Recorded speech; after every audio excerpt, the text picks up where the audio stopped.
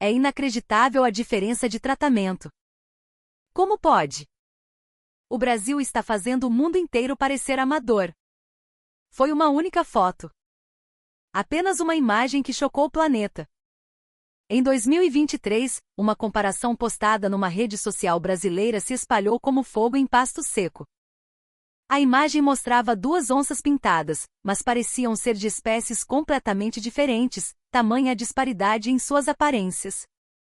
Do lado esquerdo, uma onça pintada em um zoológico americano, magra com o pelo falhado e um olhar de profunda tristeza. Do lado direito, uma onça pintada no Brasil, um animal majestoso com a pelagem dourada e brilhante, exalando poder e saúde. Esta imagem foi o estupim de uma crise internacional. E quando o mundo finalmente voltou seus olhos para o Brasil, para entender o que estava acontecendo, descobriu um milagre que ninguém conhecia. Naquela manhã de 2023, em um escritório modesto de uma ONG de proteção animal em Cuiabá, Mato Grosso, Lucas Mendes estava concentrado em seu computador. Aos 28 anos, Lucas era um biólogo jovem, mas sua paixão pela fauna do Pantanal queimava com a intensidade de um veterano. O ar-condicionado zumbia, lutando contra o calor sufocante que já se instalava do lado de fora. Lucas, cara. Você precisa ver isso. A internet está explodindo, disse seu colega Ricardo, aproximando-se com o celular na mão. A tela exibia a fatídica foto comparativa. Lucas olhou e por um instante o mundo pareceu parar. Ele ficou sem palavras. À esquerda estava Açucena, uma fêmea de 22 anos no zoológico de Northwood, nos Estados Unidos. Seus ossos eram visíveis sob a pele, o pelo ralo revelava manchas rosadas e seus olhos, antes ferozes, estavam opacos, vazios. À direita, Trovão, o macho de 30 anos vivendo no projeto On Safari, no coração do Pantanal. Seu corpo era puro músculo, a pelagem um tapete de ouro e rosetas negras, e seu olhar penetrante parecia conter toda a sabedoria da selva. Isso é o mesmo animal? Lucas sussurrou, a voz embargada pela incredulidade e pela raiva que começava a borbulhar em seu peito. Ricardo balançou a cabeça, o rosto sombrio. A postagem tem milhões de visualizações em menos de 3 horas. A seção de comentários é uma zona de guerra. Lucas abriu seu próprio navegador. Uma avalanche de fúria e tristeza inundou sua tela. Os comentários, escritos em português, inglês, espanhol, vinham de todas as partes do mundo. Como ousam tratar nosso símbolo nacional assim, dizia um brasileiro. Isso é negligência criminosa. Tirem essa onça de lá agora, exclamava um ativista americano. Em questão de minutos, a hashtag Salve Açucena se tornou um dos assuntos mais comentados do planeta. A indignação não se limitou ao Brasil. Ela uniu amantes da natureza de todos os continentes, todos chocados com o descaso evidente. Para piorar a situação, uma notícia terrível veio à tona na mesma semana. Léo, o macho que vivia com Açucena no mesmo zoológico americano, havia morrido subitamente aos 24 anos. O laudo oficial apontava para uma doença cardíaca, mas para a comunidade online enfurecida, era a prova final de maus-tratos. A fúria do público atingiu o ápice. A direção do zoológico de Northwood negou veementemente qualquer acusação de abuso, explicando que a condição precária de Açucena se devia a uma doença de pele crônica e a desequilíbrios hormonais comuns em felinos de idade avançada. Mas a emoção já havia atropelado a razão. A explicação não acalmou ninguém, pelo contrário, soou como uma desculpa esfarrapada. Na sede da ONG de Lucas, uma reunião de emergência foi convocada. O diretor, um homem experiente chamado Dr. Arantes, bateu na mesa com a palma da mão.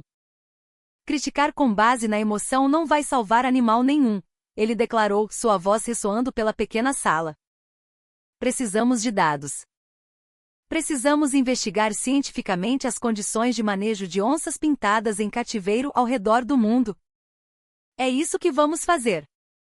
Seguindo essa diretriz, Lucas e sua equipe mergulharam em um trabalho exaustivo de coleta de dados. Enquanto isso, a milhares de quilômetros de distância, em Genebra, a doutora Helena Costa, uma renomada bióloga brasileira trabalhando para uma organização internacional de conservação, já estava fazendo a mesma coisa. Aos 32 anos, Helena era uma especialista em felinos neotropicais. Ela compilava uma quantidade colossal de informações em um quadro branco que ocupava uma parede inteira de seu escritório. Estados Unidos, Europa, Rússia, Austrália, Brasil. Taxas de sucesso reprodutivo, estado de saúde geral, registros de longevidade. À medida que os números eram plotados e comparados, a expressão de Helena mudava de curiosidade profissional para puro espanto. Mas... o que é isso? Ela murmurou para si mesma. Um país se destacava de forma tão avassaladora que parecia um erro de digitação. O Brasil. Em todas as métricas, os números dos centros de conservação brasileiros não eram apenas melhores, eles estavam em uma categoria completamente diferente.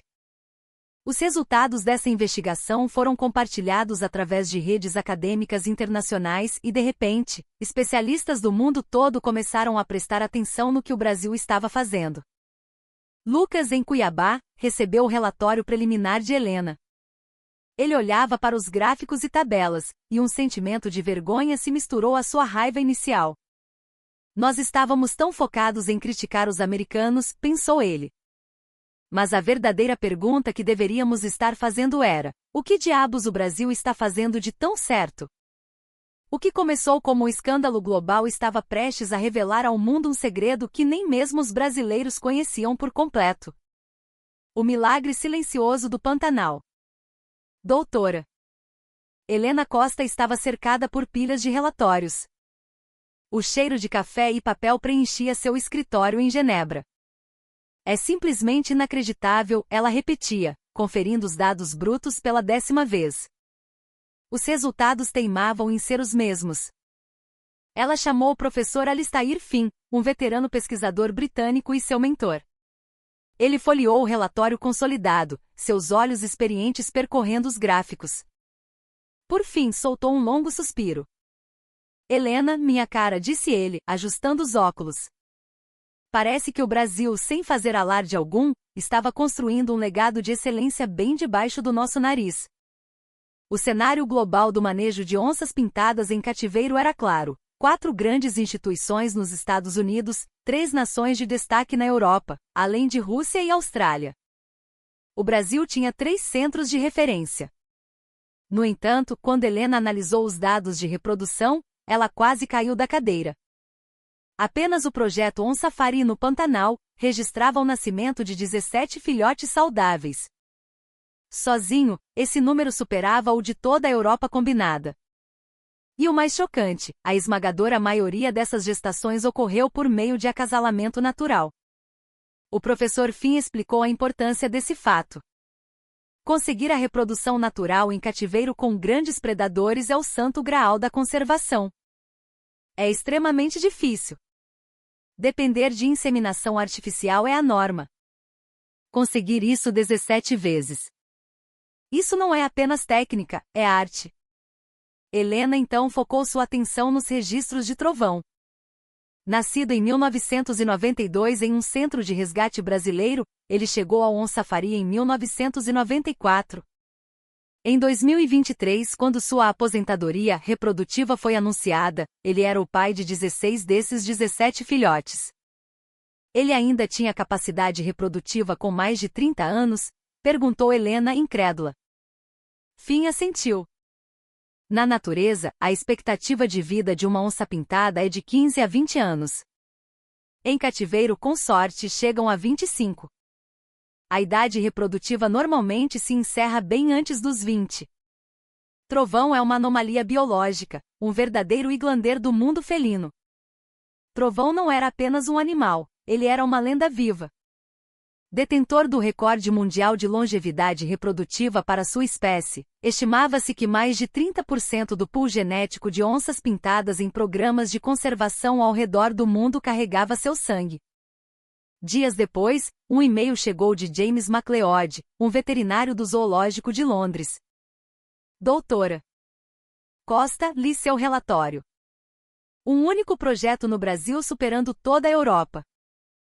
Francamente, o que nós estivemos fazendo todo esse tempo? O e-mail de MacLeod foi o primeiro de muitos.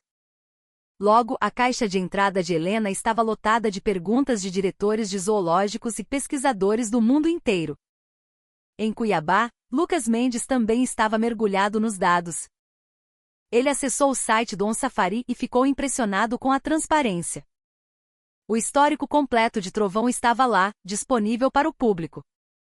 Detalhes da dieta, exames de saúde, registros de comportamento. Tudo meticulosamente documentado. Viver por 29 anos em um ambiente de cuidado e voltar saudável para um santuário. É inspirador, pensou Lucas, sentindo um orgulho profundo. Nos Estados Unidos, o Dr. David Shen, um zoólogo do renomado zoológico de San Diego, também lia o relatório. O sucesso do Brasil não é sorte, ele disse a um colega. Existe uma diferença fundamental na abordagem deles. Eu preciso ver com meus próprios olhos. Ele imediatamente solicitou uma viagem de intercâmbio técnico. Ele não foi o único. Pedidos do Canadá, da Austrália e de vários países europeus começaram a chegar em massa aos centros de conservação brasileiros. Em seu relatório final, doutora Helena Costa escreveu: a existência de Trovão é a prova viva do potencial de saúde e longevidade que as onças pintadas podem alcançar sob cuidados e técnicas adequadas. O sucesso do Brasil não é um acidente, mas sim o resultado de décadas de esforço, dedicação e engenhosidade. Os dados não mentiam. A tecnologia e a filosofia de conservação do Brasil estavam, sem sombra de dúvida, no mais alto nível mundial. Em agosto de 2020, o Pantanal ardia. Um incêndio de proporções históricas, alimentado por uma seca severa e ventos fortes, consumia o maior bioma de planície alagada do mundo. O céu, normalmente de um azul vibrante, transformou-se em um véu apocalíptico de fumaça laranja. Mais de 30% do bioma foi reduzido a cinzas. Milhões de animais morreram. Em meio a essa tragédia, que deixou cicatrizes profundas na terra e na alma do povo pantaneiro, uma história de esperança emergiu das chamas. No meio do caos, em uma área devastada perto de Porto Jofre, uma equipe de bombeiros e voluntários encontrou uma onça-pintada fêmea, encurralada pelo fogo. Ela estava fraca, desidratada, e suas patas estavam terrivelmente queimadas. Em um ato de coragem extraordinária, a equipe conseguiu sedá-la e transportá-la para o centro de resgate onde Lucas Mendes trabalhava. Deram-lhe o nome de Fênix. Ela se tornou o símbolo de tudo o que havíamos perdido, mas também de tudo pelo que estávamos lutando, lembrava Lucas, que esteve na equipe de resgate naquele dia. Carregá-la para fora daquele inferno. Foi como carregar a própria alma do Pantanal em nossos braços. Fênix chegou ao centro em estado crítico. A imagem de suas patas enfaixadas viralizou no Brasil, personificando a dor de um ecossistema inteiro. Crianças de escolas locais enviavam desenhos e cartas desejando sua recuperação. Pecuaristas que antes viam a onça como uma ameaça, agora doavam dinheiro para seu tratamento. A luta pela vida de Fênix uniu a comunidade, que estava devastada e em luto. Ela não era apenas um animal ferido, era a filha de uma terra ferida, um farol de esperança em meio à escuridão. Enquanto a tragédia de Fênix comovia o Brasil, a situação de Açucena nos Estados Unidos seguia um caminho dramaticamente diferente. Após a explosão do escândalo e com a morte de seu parceiro Léo, a pressão internacional se tornou insuportável. O governo brasileiro, em uma ação conjunta com organizações de conservação, exigiu o repatriamento imediato de Açucena. Diferente do que se poderia esperar, a resposta dos especialistas internacionais foi surpreendentemente colaborativa. Transportar um animal de 22 anos, com uma condição cardíaca pré-existente e uma doença de pele crônica, através do continente é extremamente arriscado, alertou um comunicado de um consórcio de veterinários globais. A decisão, para surpresa de muitos, não foi de crítica, mas de cooperação. Sugerimos que o tratamento seja continuado nos Estados Unidos, mas com a supervisão direta de uma equipe de especialistas brasileiros. E assim aconteceu. Uma equipe de veterinários e biólogos do Brasil foi enviada para o zoológico de Northwood. O Dr. Kimura, um veterinário brasileiro de 52 anos com vasta experiência, liderou a equipe. Não havia política, não havia ego, ele contaria mais tarde. Havia apenas um objetivo comum: salvar a Açucena. Nós passávamos noites em claro, em videoconferências com a equipe americana, discutindo cada detalhe do tratamento, ajustando a dieta, a medicação. Foi uma colaboração sem fronteiras, motivada pelo amor a um animal. O veterinário-chefe americano compartilhou do mesmo sentimento. A dedicação da equipe brasileira foi uma lição para todos nós. A paixão e o conhecimento intuitivo que eles trouxeram foram inestimáveis. Por meses, uma equipe internacional cuidou de Açucena 24 horas por dia. No Brasil, Fênix, contra todas as probabilidades, começou a se recuperar. Suas patas sararam, e embora as cicatrizes permanecessem, ela voltou a andar. O dia em que ela deu os primeiros passos firmes em seu recinto de reabilitação foi celebrado como uma vitória nacional. Sua resiliência espelhava a do próprio Pantanal, que lentamente começava a mostrar os primeiros sinais de verde em meio ao preto da terra queimada.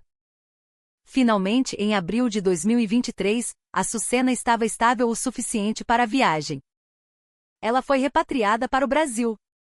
Ao chegar, foi levada para um santuário especializado, onde iniciou um tratamento intensivo. Meses depois, uma nova foto dela foi divulgada. A transformação era milagrosa.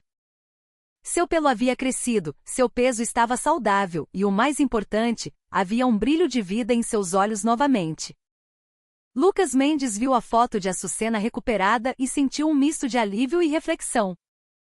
É maravilhoso que ela esteja bem agora, pensou ele.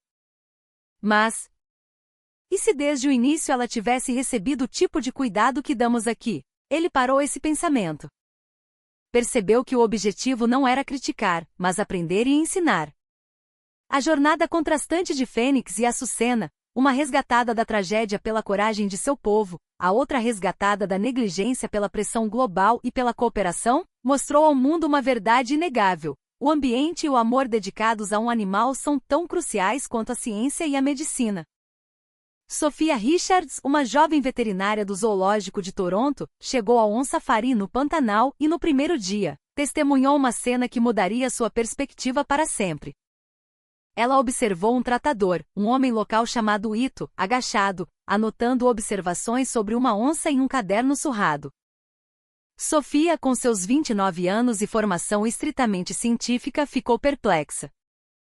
Você anota a velocidade da caminhada, o ângulo em que ele come a carne, a cor e a consistência das fezes. Tudo isso? Ela perguntou, curiosa.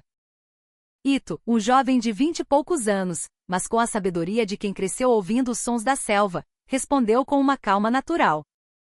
Sim, doutora. A onça não fala pra gente quando tá com dor de barriga. Se a gente não perceber que o jeito dela andar mudou um pouquinho, a gente só vai descobrir quando for tarde demais. Ito, apesar de jovem, havia sido treinado por tratadores mais velhos, passando adiante um conhecimento que misturava ciência com uma observação quase artística, uma herança de gerações. No On Safari, embora usassem câmeras com inteligência artificial e monitoramento de ponta, a decisão final, o diagnóstico sutil, sempre cabia ao olho humano treinado. Nenhuma mudança, por menor que fosse, passava despercebida. A observação obsessiva era a base da tecnologia brasileira. Sophia ficou boquiaberta. No Canadá, nós temos um manual, Como Cuidar de um Grande Felino.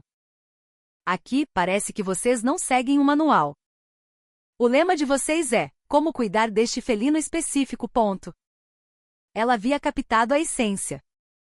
O cuidado no Brasil era radicalmente individualizado. Trovão, por exemplo, era um gourmet. Extremamente seletivo com sua comida. Para ele, os tratadores forneciam uma dieta rotativa de presas nativas, capivara, jacaré, queixada, para simular a caça na natureza e garantir todos os nutrientes. A carne não era apenas jogada no recinto, era escondida, pendurada, forçando-o a usar seus músculos e instintos. A temperatura, a umidade e até a iluminação de cada recinto eram ajustadas para o conforto de cada animal. O ambiente projetado para minimizar o estresse era o segredo da saúde e longevidade. Michael Brown, um biólogo do zoológico de Melbourne, na Austrália, ficou fascinado pela abordagem científica da reprodução. Durante seus 3 meses de intercâmbio, ele viu algo que nunca imaginara. O nível de precisão no monitoramento hormonal é de outro mundo, disse ele. Para maximizar as chances de acasalamento natural, a equipe media os níveis hormonais das fêmeas regularmente, identificando a janela de fertilidade com precisão cirúrgica. Ainda mais impressionante era a técnica de criação simultânea de gêmeos. Na natureza, se uma onça dá à luz a 2 filhotes, ela geralmente abandona o mais fraco para cuidar de apenas um. Mas no Pantanal, eles desenvolveram um método engenhoso. Enquanto a mãe amamentava um filhote, o outro era mantido em uma incubadora. A cada poucas horas, os tratadores, com uma habilidade furtiva, trocavam os filhotes, garantindo que ambos recebessem o colostro e o cuidado materno. Temos que ser invisíveis para que a mãe nunca perceba a troca, explicou uma jovem tratadora. Dessa forma, os dois crescem fortes e com o sistema imunológico fortalecido pelo leite materno. Michael sentiu que aquilo era puro artesanato, uma habilidade que não se aprende em livros. Ler sobre isso é uma coisa. Ver ao vivo. A atenção aos detalhes, o cuidado dos tratadores brasileiros. É simplesmente comovente. A medicina preventiva também era uma marca registrada. A anestesia representa um grande risco para animais de grande porte. Por isso, os tratadores passavam anos em treinamento de condicionamento para que os exames de saúde pudessem ser feitos sem sedação. Uma onça, por vontade própria, estendia a pata através de uma abertura na grade para uma coleta de sangue, confiando plenamente em seu cuidador. Construir essa relação levava anos de paciência e respeito mútuo. Quando Sofia, a veterinária canadense, presenciou essa cena, ela não conseguiu conter as lágrimas. Um predador de mais de 100 quilos cooperando com o exame médico como uma criança. Mais tarde, ela escreveu em um e-mail para seus colegas em Toronto: "Eu vi uma onça estender a pata ao ouvir a voz suave de seu tratador. Isso não é treinamento, é uma prova de amor e confiança profundos. O que temos lutado por anos para alcançar, aqui é a norma." Além disso, a conservação no Brasil era um esforço comunitário. Havia uma rede de fazendeiros locais que forneciam presas para a dieta dos animais. Projetos de reciclagem transformavam restos de ossos em artesanato. O centro de conservação não era uma ilha, era um motor da economia local. No seu último dia, Michael, o australiano, resumiu seus sentimentos: "Não é só a tecnologia. Os brasileiros amam a onça-pintada como se fosse um membro da família. E isso no final faz toda a diferença." Os especialistas que vieram de todo o mundo para o Brasil levaram consigo novas técnicas. Mas o que mais os marcou foi a reverência pela vida que estava por trás de cada procedimento. O jeito brasileiro de cuidar. Doutora Helena Costa, em Genebra, analisava agora dados climáticos. Um mapa-mundi estava estendido sobre sua mesa, com marcações indicando a localização dos principais centros de criação e a área de ocorrência natural da onça-pintada na América do Sul. Será que a latitude tem algo a ver com isso? Ela ponderou. A região do Pantanal, onde Trovão viveu a maior parte de sua vida, está localizada em uma latitude muito semelhante à de grande parte do habitat natural da espécie. O clima, a umidade, o ciclo de chuvas e secas. Tudo era familiar. O zoológico de Northwood, por outro lado, estava em uma latitude muito mais ao norte, com um clima continental de verões úmidos e invernos rigorosos e secos, completamente diferente do ambiente para o qual a biologia da onça foi moldada ao longo de milênios. O clima certamente é um fator importante, pensou Helena, enquanto compilava suas notas. Mas não explica tudo. A chave, acredito, é a atitude brasileira em relação à vida. O que mais a impressionou foi a visão de longo prazo. Os centros de conservação brasileiros priorizavam o bem-estar animal acima do lucro de curto prazo. A formação de um tratador levava anos, e o investimento em instalações era constante. A tecnologia não era estática, era aprimorada e passada de geração em geração. Lucas, em Cuiabá, investigou esse aspecto mais a fundo. Ao analisar os relatórios financeiros do On Safari, um fato o deixou chocado. Eles investem todo esse orçamento no cuidado com os animais? Exclamou. Custos de manutenção, aquisição de alimentos, cuidados veterinários, pesquisa e desenvolvimento. Tudo recebia uma alocação de recursos generosa. E isso vinha acontecendo há quase 30 anos. Isso não é um gasto, concluiu Lucas. É um investimento no futuro. Michael Brown, o australiano, sentiu a mesma coisa. No meu país, sempre há pressão para cortar custos. Mas aqui no Brasil, a atitude é: se a onça precisa, nós vamos dar um jeito. É uma mentalidade completamente diferente. E talvez o fator mais crucial fosse o contexto cultural. Sophia Richards, a canadense, ficou surpresa ao ouvir as conversas entre os tratadores. O trovãozinho parece estar de bom humor hoje. A fênix está um pouco tristinha, talvez. Eles usavam diminutivos carinhosos, inho e inha, e se referiam aos animais com um respeito e uma familiaridade que ela nunca tinha visto. Era como se falassem de um parente querido, um amigo próximo. Quando o intérprete explicou o significado cultural daquilo, Sophia assentiu profundamente. É essa a visão de natureza de vocês, não é? No Brasil, existe uma conexão intrínseca, quase espiritual, com a terra e suas criaturas. As onças não eram vistas como peças de exibição ou ferramentas diplomáticas, mas como seres sencientes, espíritos da floresta que mereciam o mais profundo respeito. O diretor do On Safari, um homem de 60 anos que dedicou sua vida à espécie, disse em uma entrevista: "Nós nunca esquecemos que esses animais são um tesouro nacional, um empréstimo da natureza para nós.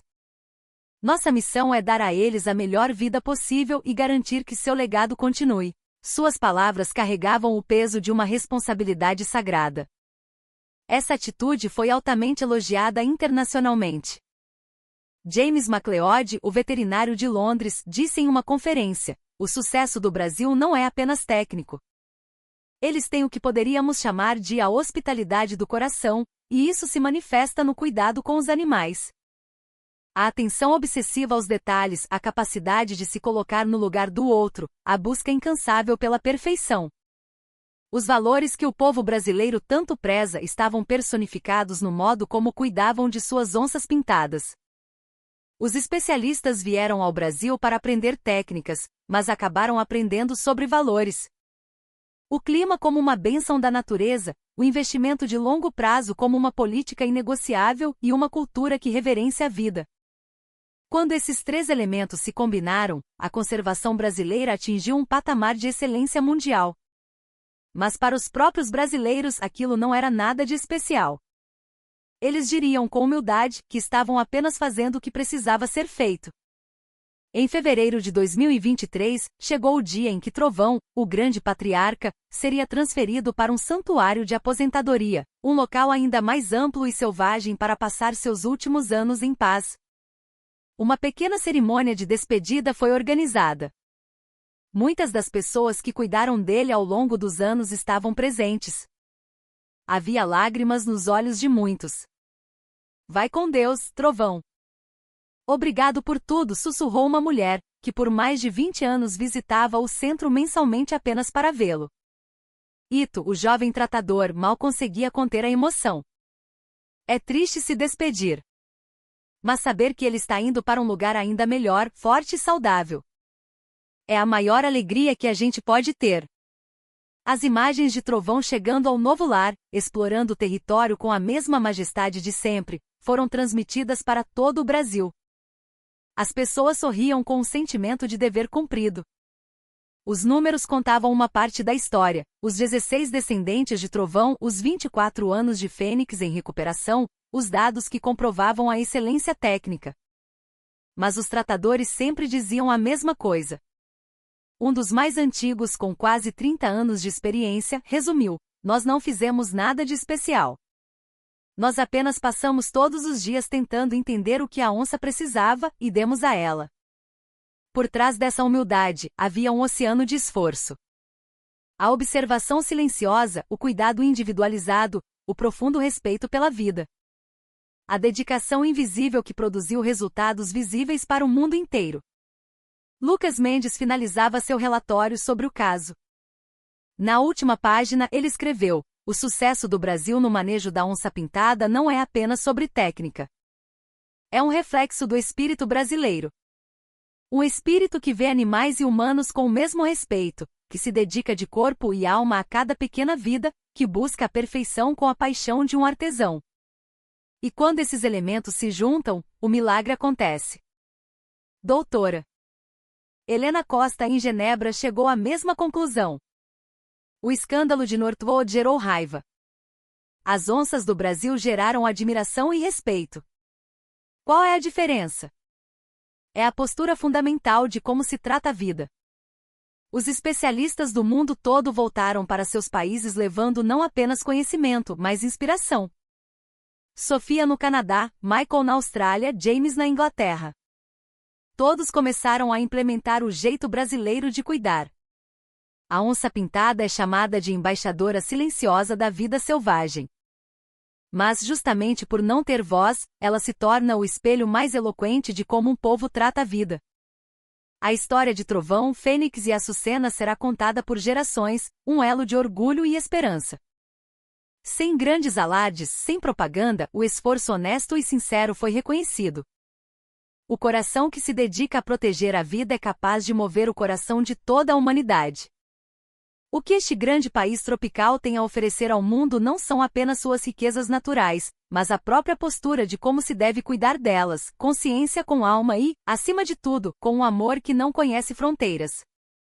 O legado de Trovão, a resiliência de Fênix, o reconhecimento global da nossa técnica e do nosso espírito. Tudo isso nasceu do coração do nosso povo, do respeito pela vida e da humildade em servir. Uma história que nos faz sentir mais uma vez